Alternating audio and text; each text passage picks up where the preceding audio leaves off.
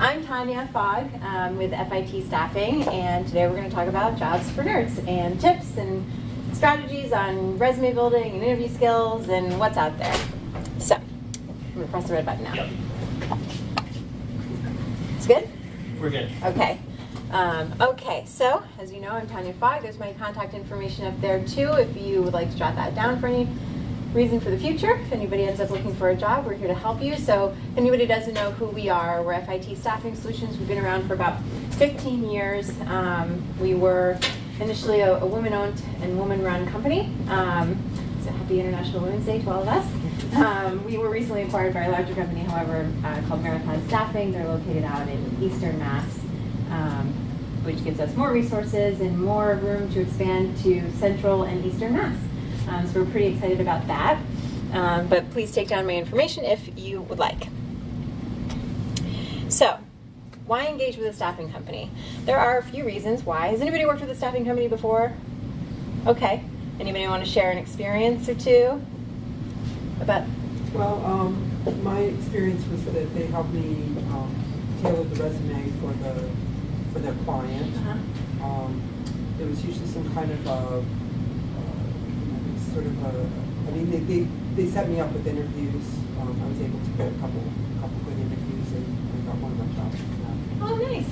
Good. Yeah, so anybody else want to share an experience? Sure. The company I work for now, we've used a staffing firm from the hiring end, and have had really good success just getting like decent quality candidates to interview and things like that. Nice. And what company do you work for? It's called One Report. It's a crowd over Vermont. We use Masiello. Okay, cool. Well, if you ever need any other help, all right, we're here too. We can do it all. Hello, welcome. Hi. Have a seat anywhere you'd like. I'll give you all a recap of everything that we just went over, which is basically just my contact information, so you haven't missed much. We've also been going over who here has ever used a staffing agency before. If any of you have and want to share stories, details, information, that'd be great. If not, you can just join right in and catch up. Anybody questions, comments so far? Okay, well, welcome. So the benefits of using a staffing agency, there are a few. We have relationships with the clients directly, so we can get you a closer in with a hiring manager. We know the market, so we know what's going on, the trends, what people are looking for, the salary trends, things like that. We'll give you resume preparation. We'll do your salary negotiation. We'll do interview prep. So with our firm, for example, we will sort of walk you through some of the interview styles of the hiring manager or the person you're going to be interviewing with, so you sort of have a leg up, which is nice. And we get paid by our clients, so it's typically, I have never met a staffing agency that you have to pay as a candidate, but we're paid by the client, so it's a free service to you. We have lots of opportunities, so you can do a contract, you can do contract to hire, you can do perm. So there are lots of other opportunities that you can explore within a staffing agency too. Now, why engage with us? So we're a high-touch boutique agency, I think, as I mentioned before. We, from receiving your resume all the way up to job offer and thereafter, we are with you with every step of the way. So we'll interview you, we'll screen you, we'll meet you in person, we'll fully vet you so that we can present you to the client in the best way that we can. We'll walk you into the interview. Like I said, we'll give you interview prep. Sometimes we'll sit in the interview with you and help out if there's anything that maybe you forgot to say during the interview, but we remember. It's like, hey, don't forget you're really good at that too. So we'll do that. We're experts in the industry, not to toot our own horn, but toot toot. We've been around for 15 years. We've been working specifically in the IT space for that long. We also do other verticals as well. So we have our Fit Pro division where we'll do things like HR managers or executive roles, and we'll even do a sales rep role. We'll do anything. We'll work on anything, but our focus and our niche is definitely in IT. We have lots of options. So we primarily work with small to medium-sized businesses. So we're sort of focused on partnering with the organizations and companies that are entrenched within this community. When I say this community, it's because we've been focused in Western Mass for the past 15 years. We'll also do the same thing in Central Mass and Eastern Mass once we get those territories set up too. But we work with small, medium-sized companies, which is great for those of you who care for that sort of environment. I think the largest company or institution we work for is UMass. but we don't typically work with like Mass Mutual or anything like that. We have a referral program. So if you know of anybody who's looking for a job, you want to hear them stop complaining about their job, and you want to send their resume our way and they get hired, we'll give you a referral bonus of $500, which is nice. So you don't have to be looking to benefit from our services either.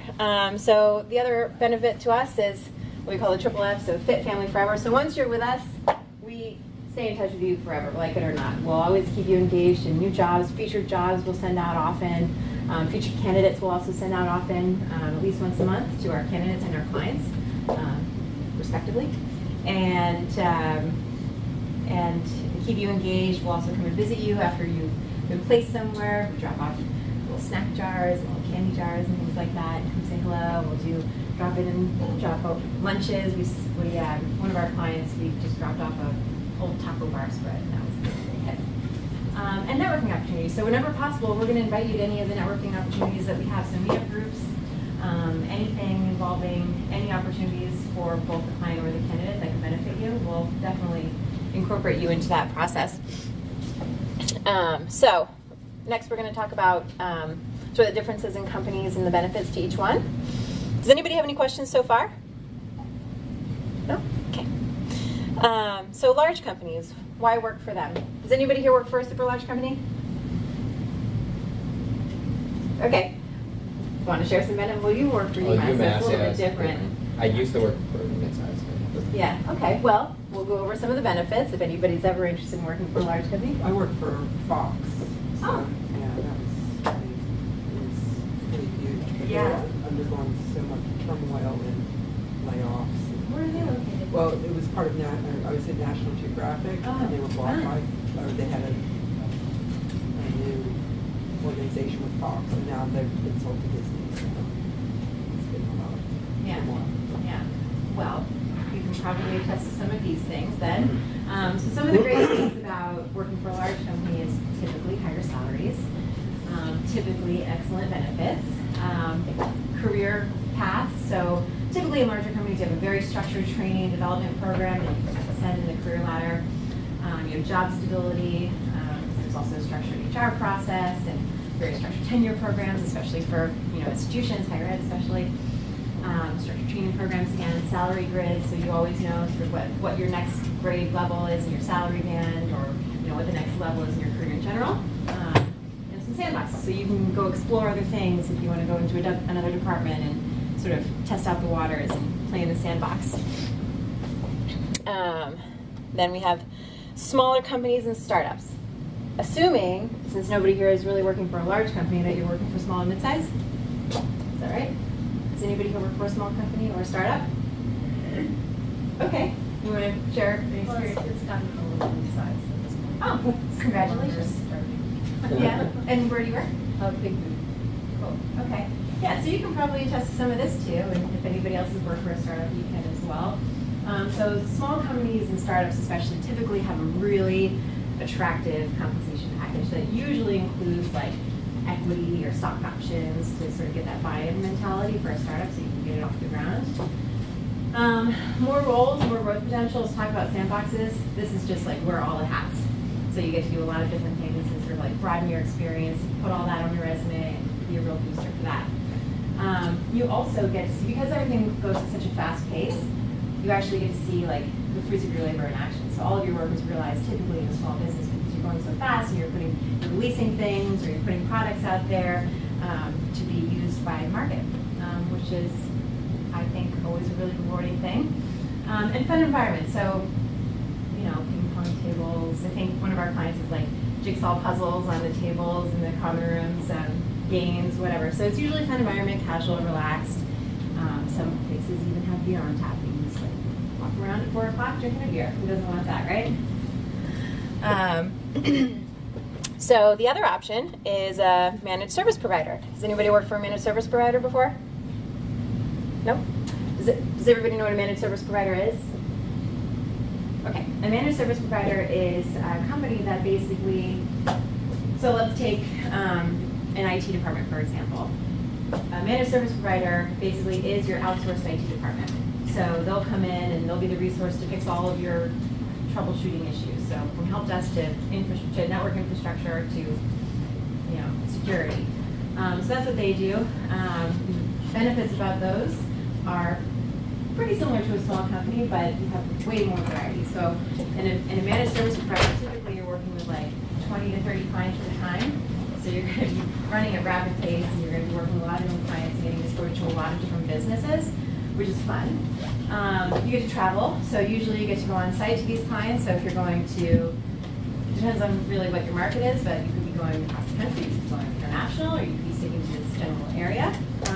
Incentives, so a lot of times you'll have like commission incentives or bonus incentives for sales or service, things like that. And variety is still the spice of life, because then you also get to work on many different technologies. So like I said, if you're working with all these different businesses, you also are exposed to all of their technologies. So you could be going into a place that's still using like, AS400 or something like that, some older platforms or systems, or you could be going to a React environment, or you name it. So the other benefit is quick feet. So having personal experience in an MSP, I think this is probably the best and quickest way to just kind of, for lack of a better term, get thrown in the fire and just learn on your feet, which for some people works really well. It's their learning style. The other option is you can go independent. So I'm sure we have a lot of freelancers here. Is that right? Any freelancers? No? Okay. Well, if you ever want to be a freelancer or go independent, here are some things that you might want to think about. So it's usually software developers. That's the hotbed for freelancers. There are some for infrastructure as well. You can go on things like, Anthony, what's that? This is my partner, Anthony, by the way. He's our business development manager for FIT. What's the website where you can go and get little freelance jobs, side gigs? Like Fiverr. What's that? Fiverr. Fiverr? Fiverr. Yes, Fiverr, Fiverr. yeah. Yeah, exactly. So places like that where you can sort of sign up for a project, get a little side income. It's usually $10.99. So the other thing about that is you have to sort of save room to pay your taxes at the end of the year. It's obviously very flexible. So you can pick your own hours, you can pick your own clients, you can basically be your own boss, which sometimes who doesn't want that, right? You also have to take into account all the laws. So you have a whole bunch of laws and regulations that you have to think about that I won't bore you with, but they are there, so you want to do some research on that. And then obviously also marketing yourself, so knowing how to do that. And that's a fun thing to learn, I think, for anybody who's interested in marketing. Upwork is the other big one. Thank you so much. Upwork, that's what was on the tip of my tongue and I couldn't remember it. Upwork is so Fiverr and Upwork, they have tons of opportunities if anybody's ever thinking about going independent or just doing anything on the side or testing the waters. Salary ranges. So we pulled this information from the DICE salary reports. This is just, these are averages, and these don't take into, this is not for this area, this is not for any specific area, this is the national average. So you can see things like, project managers average, 110 there. So you can take a look at that and sort of gauge what you think your value is. Glassdoor also has a lot of resources for salary bands, and can also tell you, just based on your experience and your resume, how much typically you should be asking for. So there are a lot of resources out there, including us, if you want to talk about salary. So things to consider. So some of the things we just went over. Salaries vary by industry, of course. So if you're looking at like manufacturing, higher ed, nonprofit, obviously salaries typically are going to be lower, but the benefits are going to be better. Technology, financial services, larger companies, like I said before, salaries are probably going to be a little bit higher, benefits are going to be okay. By location, of course, so if you're going to a big city, your salary is going to probably increase by about 20-25%, as is your cost of living. Career shift, so if you're coming from the banking industry and suddenly you want to be a software developer, you're probably going to be expecting a little bit of a pay cut. And also take everything into consideration. So it's not all about the money. You want to consider benefits. You do want to consider equity, stock options, things like that, because sometimes those things really outweigh money. Okay, so job searching. There are tons of resources out there for job searching besides staffing agencies. So I think the hottest bets for job boards are Google Jobs. Has anybody used Google Jobs yet? Yeah, so you know that if you just like type in the search bar in Google, like say software developer jobs, all the jobs in the area will pop up on your browser. Does everybody know that? It's awesome. So Google Jobs, Indeed, LinkedIn, ZipRecruiter. Is anybody else using other things that maybe aren't up here, like Dice or anything like that we haven't? There's jobs in the valley. I saw that too. I wasn't sure if that was something that's. No? Yeah. Anybody else using anything other than what's listed? Is anybody using Craigslist anymore? Did anybody ever use Craigslist? I got the job I have on Craigslist, and then we stopped using it after it's But no offense. Mass Live also. Was that, oh, Mass Live, yeah, okay, that's good to know, thank you for that. Social media, does anybody use social media for job searching or even networking? LinkedIn, yes, of course, but is anybody using like Facebook jobs or even networking on Facebook? Facebook jobs is a thing. Facebook jobs is a thing. Yeah, we post our jobs on Facebook. Yeah, you can apply right on Facebook. It's kind of a weird thing because I think your profile also comes up, so like it kind of mishmashes your personal and your professional. And so if you want to do that, I would clean up your Facebook if you need to. You know what I mean? Because that could be a little dicey. Not that it should be, because that's also illegal. But everybody has biases, I guess, unfortunately. So then also staffing agencies, of course, and networking. So events like this obviously are an excellent way to, even if you're like terrible with networking or hate it or just like can't like walk up to a person and say, hey, I'm Tanya and what do you do and here's what I do, and like just spark up a conversation naturally, if that's not your thing. Even coming to events like these to learn about other businesses is a great thing. I mean, like, if you've been at a job for, let's say, 15 years and you haven't been looking for that long, maybe you don't know all the companies that are out there, what they're doing, or things that you might be interested in. So coming here to see and learn about that.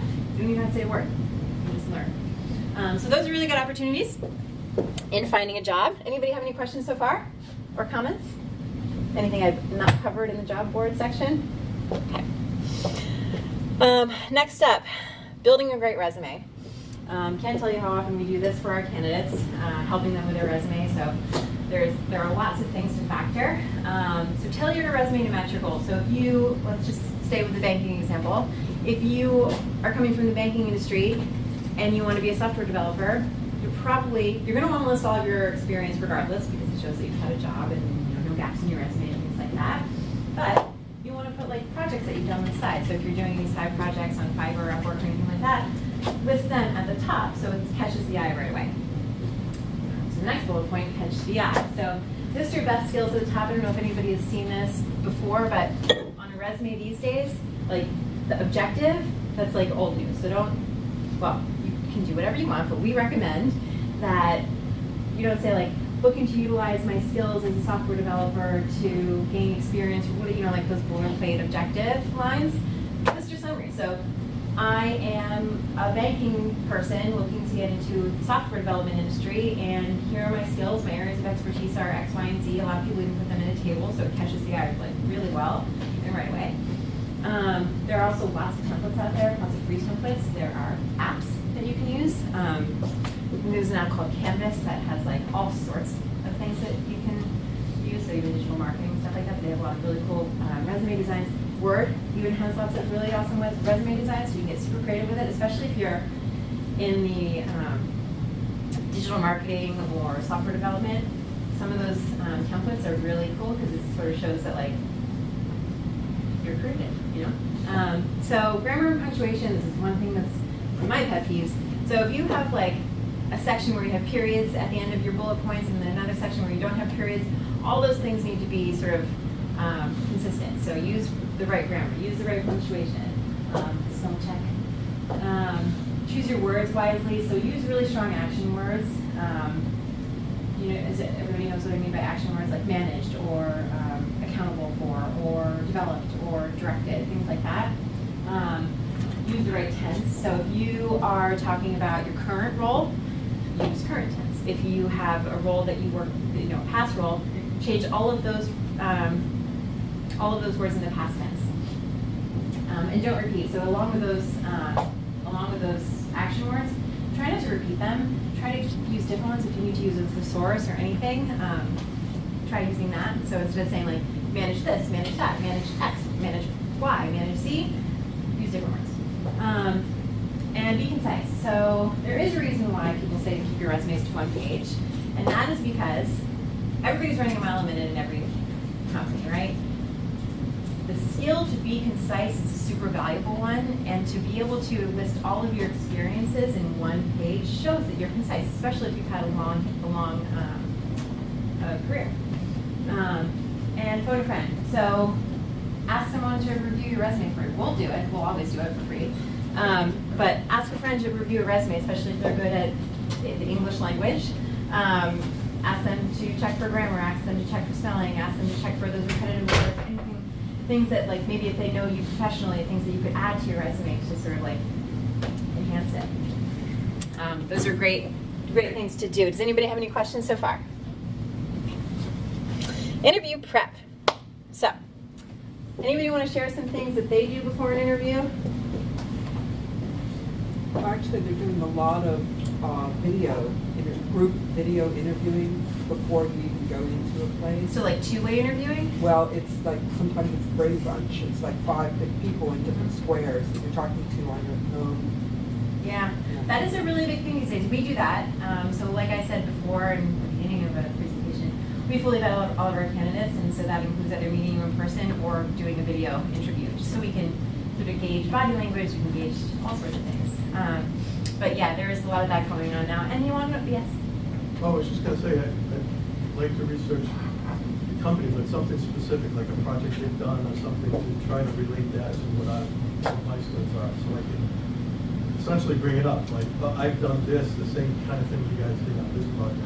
That's an excellent point. So I don't know if anybody here is a marketing pro, but doing your research, or sorry, a networking pro, doing your research before going into anything. So let's say I don't know you, right, but I'm about to meet you. I'm going to look you up on anything that I can find to see if there's anything that I can have like a touch point for, a piece of something in common.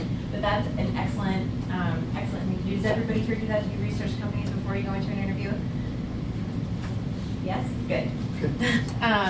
So yeah, research the company, research the job, know exactly what they do. Look up the projects that that team has done. See if you can find anything on Google that describes the things that they've done.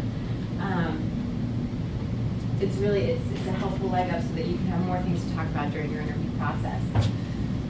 Prepare for typical questions. Does anybody here not do this? Okay. What are some typical questions that you've heard in an interview? What's your weakness? Weaknesses, strengths, where you want to be in 5 years, those types of things. We don't ask those things because I think that's a little passe, but we do it in a different way. We sort of say like, which dream job, things like that. But so knowing the answers to those standard questions, because a lot of people still do use those. So what are your strengths, what are your weaknesses? Knowing how to list off your strengths is sort of positives, but not obviously spinning them into positives. It's a skill. But so knowing how to market yourself. So I don't know, it's happened to me, I'm sure it's happened to everybody in this room. But if you're not prepared for an interview, or you're like mentally prepared, and somebody says, so tell me about your resume, tell me about yourself, and you're just like, where do I even start, right? Be prepared to talk about yourself, and be prepared to brag about yourself. So in an interview process, it's like the time to brag about yourself. You can be as humble as you are outside of this process, but sell yourself. So yeah, so these are some of the common things. Like, see yourself in 5 years, what you want to do, why do you want to work here? So here's where the research that you've done comes into play, like if you've seen something about their mission or anything like that. You know, what's been a problem you've had to overcome, or a failure you've made, what you've learned from it, things like that. What do you do in your spare time? So a lot of people are asking this these days so that they can assess sort of like personality and culture fit. And as you probably all know, that's a really big, culture is a really big thing that people are looking for these days, because culture is kind of everything, right? You can be the most successful company, but if everybody's unhappy, your success is probably not going to last that long, right? So, interview do's and don'ts. So here are some tips for the interview process. We'll just go over some of these. Definitely do. Prepare answers for typical questions. Glassdoor is your friend. So does everybody use Glassdoor? Has everybody heard of Glassdoor? So Yes? Has anybody not heard of Glassdoor? Okay. I'm Oh, not good. sure what it is. I've heard of it, but I don't know what it is. Glassdoor is amazing. So Glassdoor, you can look up reviews of the company. Current and former employees can basically say anything they want on Glassdoor. Glassdoor will never take it down, so it's sort of a plus and a minus if you're on the business side of things. But employees can list reviews about the company, what it's like to work there. It also has a salary tab, so you can look at the average salaries in that company. It also has an interview tab, so it will list sometimes people's experience interviewing. So people will list what questions were asked. And 9 times out of 10, if you see it on Glassdoor, you're going to be asked it also. So do the research. See if you can connect to someone on LinkedIn. So if you see somebody that works there in whatever position you're looking to go into, see if you can connect with them and chat with them and see what their experience is like, or see what their interview process was like, so you can sort of get that leg up. Prepare questions for your interviewers. It's really awesome when candidates come in with a notebook, with a notebook that has like pre-written questions down, so it shows that they've done their research, it shows that they're prepared. It's impressive when candidates do that, so definitely do that. And have your questions be thoughtful. So have your questions reflect some of the research that you've done. If you've seen something about their mission that you want to ask and follow up on, it is especially great to sort of find something that would that you have to research deep for, and bring that up, because that will really impress people. Like, oh, you really did the research.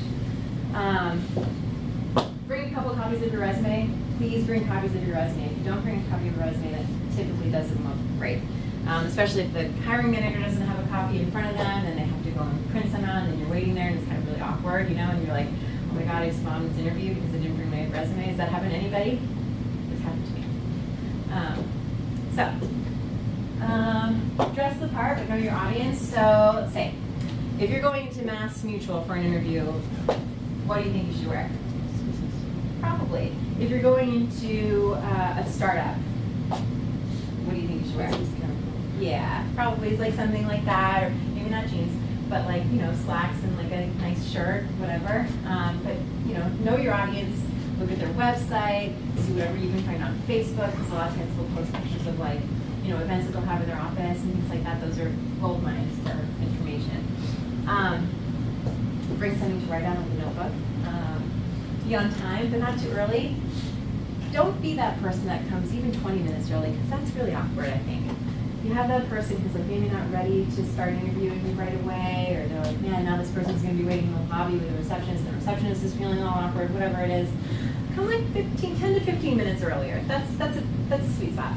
5 minutes earlier is on time, right? But if anything, that should be the latest that you arrive. Use your career center. So if anybody's in school, or even your alma maters, you can use your career centers to practice interviewing. They'll often do like a mock interview. So tell me about yourself. Where do you want to be in 5 years, things like that. So you can just practice and get that skill under your belt. So you're not going in, especially if you have an interview for a long time. So you're not going in super cold. Mind your body language. So some things are really hard to control. Body language is one of them. So it's really hard for some people to make eye contact, so practice that. There are some body languages that are very much like sort of walls. So if you're a candidate, don't sit like this. Don't worry, you're not candidates. If you are fidgety, try not to tap your foot too much. Try not to like fidget with your fingers. Like try to find a position in your body language that is both comfortable and relaxing, because you also don't want to be like so stiff and minding it so much that you just like your nerves explode times 1,000, right? You just want to be comfortable, you want to be relaxed, but you don't want to be closed off or too fidgety. And always send a thank you. So this, I think, is a lost art these days. Not very many people send thank yous anymore, but it does go a long way. Send a thank you note. Reference things that you talked about in your interview. This could be via email or handwritten. Handwritten cards are always a really nice touch. Like that's the pro touch. But email is just as fine. So reference something in your interview that you thought about, you reflected on after the fact, or that you can say like, I would be really good at this one thing that we talked about, and here's why. Like here's an example of my work, something like that. That really strengthens your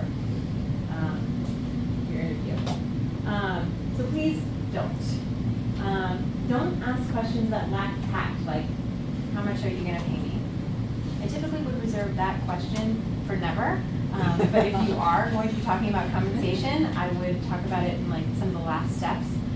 When you use a staffing agency, you can talk about that right away, which is nice. Oftentimes though, the company will want to get that out of the way first, so they're not wasting your time or their time.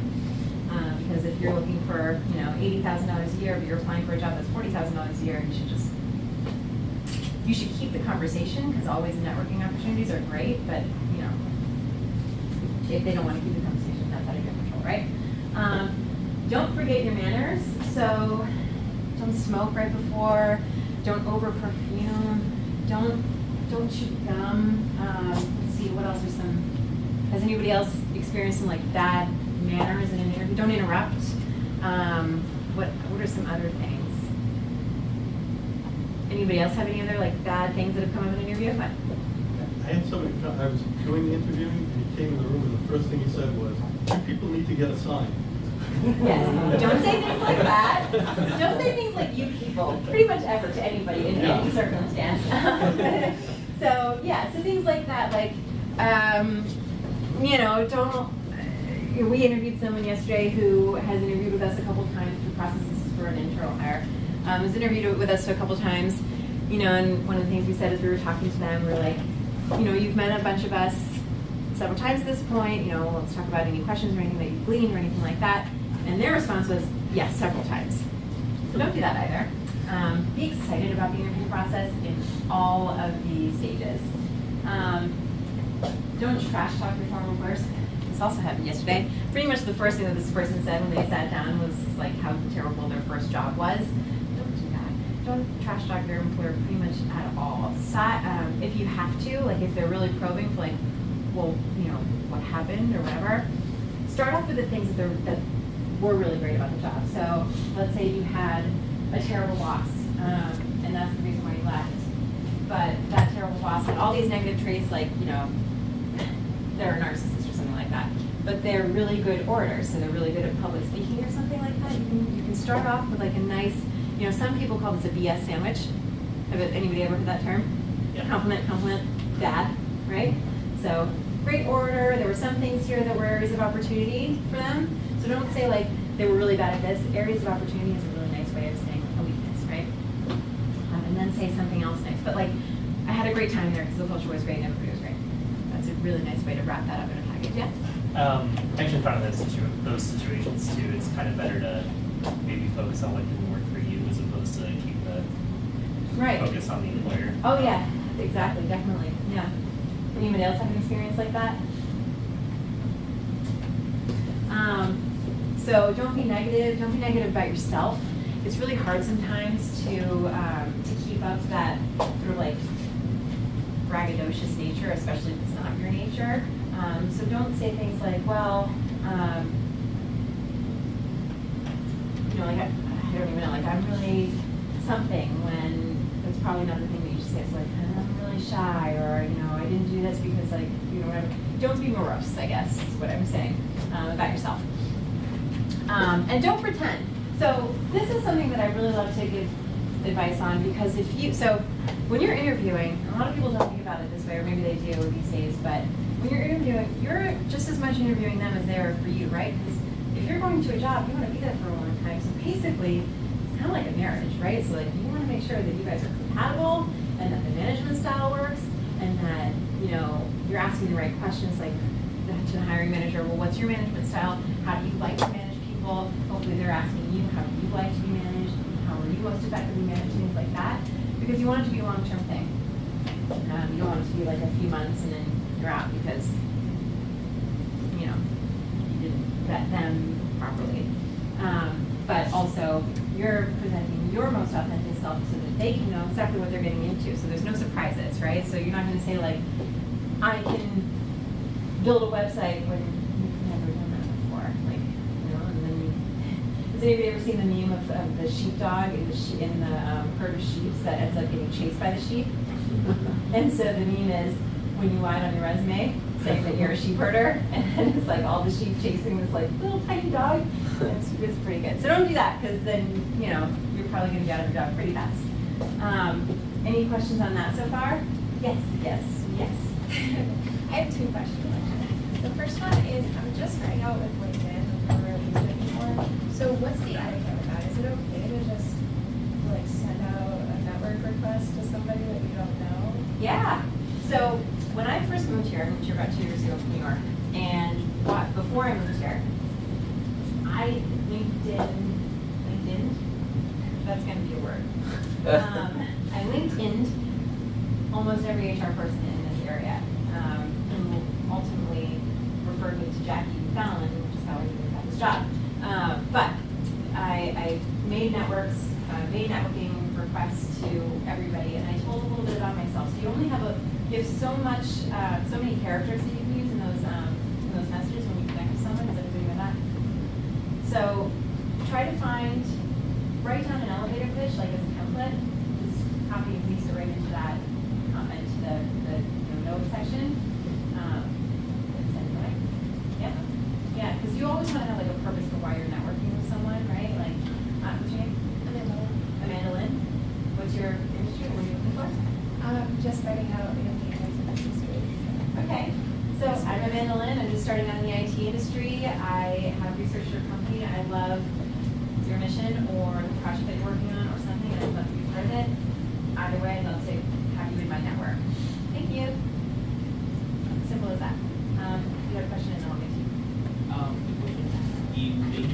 Is it fun sometimes to say something negative about the terminate possible? Yes. So like I said before, saying something negative about yourself to turn it into a positive is quite a skill to hone. Do you want to share an example? Okay. Let's see. Okay. Does anybody want to share an example? Does anybody have that like perfected? Do you have a weakness that like you turn into a strength? Yeah, when I get asked what's my weakness, I answer very quickly is arrogance. Okay. And you don't have to say much more because That's a little. well, if it's clear you're very confident and you're very competent, the fact that you have gotten in trouble by being arrogant, that means that those skills have, you're so good at what you do, right, that you Yeah. wind up coming off as arrogant. Okay. I think that saying that is probably pretty accurate for you. Yeah. That's, hey, your authentic self, you gotta know what you're getting into. But sometimes, so has anybody like reacted negatively to that? No, it works right on that context here. Right, and in fact, during interviews, I have struggled with arrogance for a long time. I actually got fired from Wall Street for being too arrogant. What? Wow, how is that possible? I was at a commodities trading firm and I was running their computer systems. I just finished a deal and I was working at Bell Labs for 10 years as a researcher and they brought me in. And it turns out at Wall Street you can be as arrogant as you want if you're trading money. Even if you're running, a really keenly honed system, you are the help. And so not the arrogant. So that was a lesson for me. Yeah. So yes, it was in fact. So 9 times out of 10 it works for you. That's a good rate, right? Well, that was 30 years ago. So I've learned a tad since then. Okay. Well, so what do you say now? Just an area. So people generally don't ask that question early in the interview. So by the time they get to it, it's clear that I have managed this issue. And so it comes as a bit of a surprise. Yeah. Like you were surprised when I said it, right? People don't answer that. That bluntly? Yeah. People cannot be frank. That is a good point. So being blunt, but also then saying how you're working on it.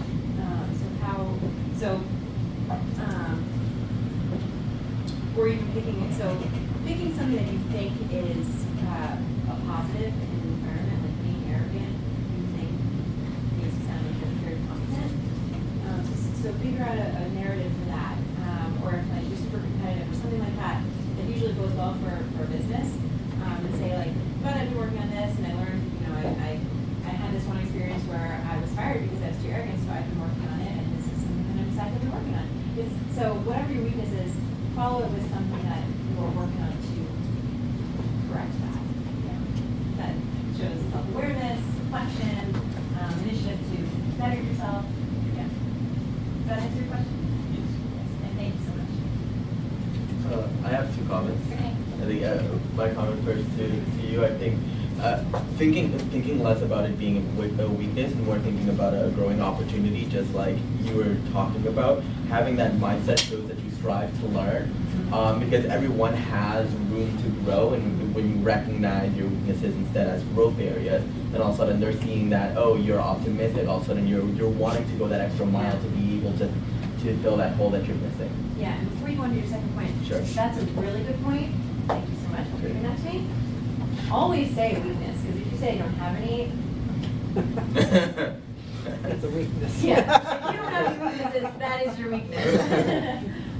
Self-awareness. Yeah. And what was your second point? My second point is about LinkedIn.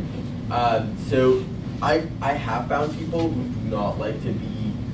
do not like to share their network unless they've met you or unless you know them personally. There is that, yeah. But I do say, whenever you have a chance like this and you meet someone new, and be like, really quickly be like, hey, do you mind if I find you on LinkedIn? Can we connect? Or even asking, and then that person you can ask, oh, is there anyone you can connect me to? Yeah. You're more likely to make friends that way. That would be nice, right? That's a good, yeah, always ask if you can connect. If you are meeting someone, ask if that's okay. There are some people who really don't want to connect, which also helps when you're adding a note, because people don't, oftentimes people don't blindly accept everybody, especially people who have their connections visible to anybody else. People want to protect that. So, any other questions or comments? Yes. Sorry, I did have a second question. Regarding the interview question of what you do outside of work, that's what I've always had trouble with. What's appropriate to say? Is it appropriate to be like, yeah, I like to play Dungeons and Dragons on the weekend? Literally anything you want. On my resume it says, I love cheese, I am a dog mother, I am a music enthusiast, I like to go hiking, whatever else is on there. It's sort of nice to be cheeky or witty or show your personality as much as you can. Because again, being your authentic self will get you the happiest marriage, right? With your employer. So, talk about what you actually really like. And I would avoid anything political, religious, anything related to guns, anything related to any of the hot topic items in this political climate. Avoid all of those things. So Dungeons and Dragons is fine. Anything else that is sort of neutral, yeah. But it does help because if the culture is beer, you're going to a place where people love beer and there's a company, for example, called Caracas. I don't know if anybody's ever heard of it, but you can go on their website, you can read everybody's bios on the website, and at the end of everybody's bio, there's a sentence with your favorite beer. So, adding, if you're applying there, adding that you like craft beer or that you're a beer aficionado or whatever it is, that's nice insight for someone like that to have to know the culture, tell your resume accordingly if you want to, or just have your natural, boilerplate resume, or boilerplate answers to that question. But I do recommend putting it on your resume. Really? So you can do at the bottom. Okay. Yeah. So personal interests or extracurricular activities, put it there. At the bottom. Any other questions? No? Questions? Oh, I was just Time? 1 out of 5. Okay. Well, then, luckily for all of us, that's my last slide. So if anybody didn't get our contact information, that's where that is. Anthony is also here, and he's a SIAC at fitstaffingsolutions.com, ACIAK. So if you fill any positions or anything, that's who you'll talk to. We also have a raffle sharing a Raspberry Pi. So if you sign up for our job alerts, our email subscription, you could win a Raspberry Pi. Yeah, Raspberry Pi. Not the edible raspberry, the Raspberry Pi, the technology, right? Okay. The Raspberry Pi, you guys know. Yeah. So yeah, raffle for that. Get job alerts, our newsletter. Just keep a pulse on anything that we're sharing. Interview tips, some of the stuff you might have seen here today. I'll put these right over here if you want to sign up. Thank you so much, everybody. I appreciate you coming.